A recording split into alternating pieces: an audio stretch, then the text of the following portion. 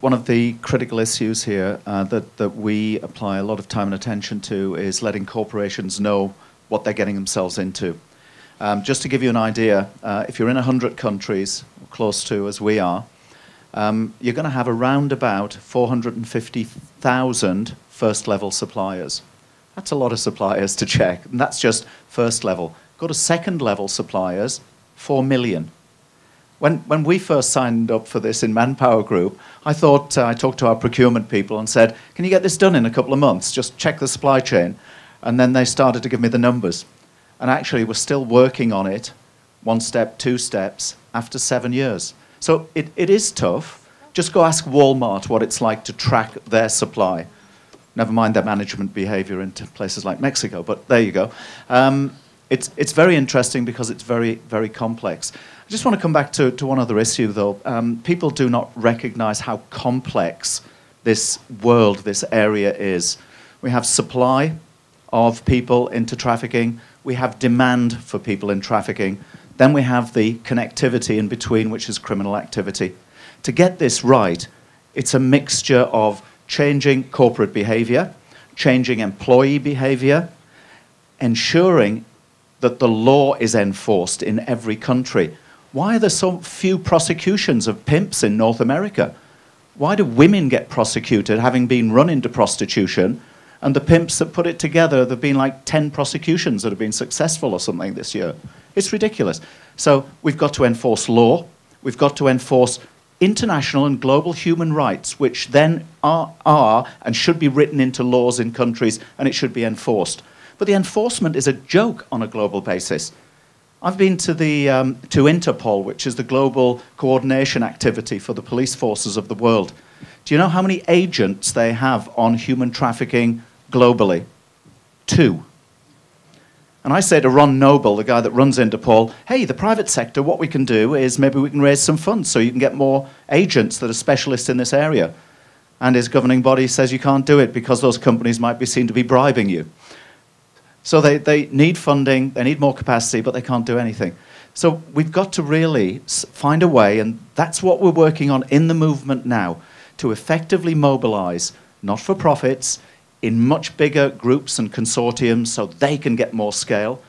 The force of law, what governments do and say, because frankly, most governments on a global basis, they run around like adolescent schoolboys in a playground. It's all about me, I'm the most important, and where do I get my next vote? You ask them to do anything on sensible regulation of immigration, which really impacts this area, and they won't do it.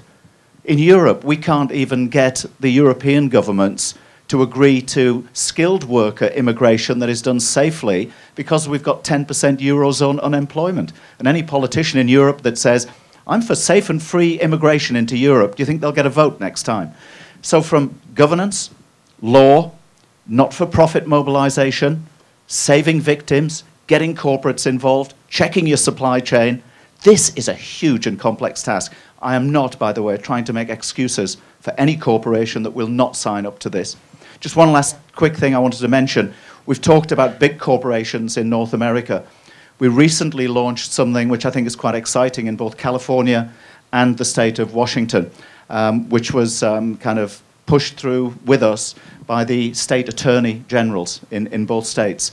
What we did was we took a number of the protocols around the world, the Athens Ethical Principles, the Luxor Protocol, the ECPAT kind of principles, and we rewrote them for small to medium-sized businesses. Because the small business in California was looking at our Athens Ethical Principles for big corporations and going, I can't check my supply chain. I buy my supplies from Staples. What can I do? Walk into Staples and say, I want you to make sure you've checked your supply chain or else I'm not going to buy from Staples. So we rewrote that and we launched an initiative which was spreading throughout each state in the US for small businesses, and this is championed by the small business associations in every state to help small businesses get engaged. If I'm a mom and pop corner shop, what can I do to stop human trafficking through my business in my local area? So we are trying to spread this through all of the business community. I appreciate that this stuff is not easy. You know, in the case, I think Whole Foods is a fantastic example. They they absolutely will do what it takes to do the right thing. They did not know that they needed to get onto the vessels. And when they did, they responded. And I think that what we can do as consumers is laud companies who do the right thing and really try to inform those who don't. It's like, actually it is possible. And I actually expect you more and more to do the right thing if I'm going to remain a loyal client. The other way, of course, is shareholders, because I would gather that most of the people in the room probably do own a small portfolio or a portfolio of some size of stocks or bond holdings of companies. Asking through shareholder resolutions, asking through that power as actually a co-owner of a company is a very, very powerful mechanism to force companies to really, the management of companies to say, yeah, we need to do something more. So that's our other direct power that we have. And I just want to add to the comments that a lot of the issues in these industries that are being discussed internationally are also happen here domestically. I work with survivors of trafficking who are involved in manufacturing, in textiles, in fisheries, in meatpacking plants, in addition to the domestic servitude case that I mentioned earlier, in restaurants, hotel cleaning, housekeeping services at large retailers that I frequented as well as I'm sure many of you have as well. So this is a local, national, and international issue.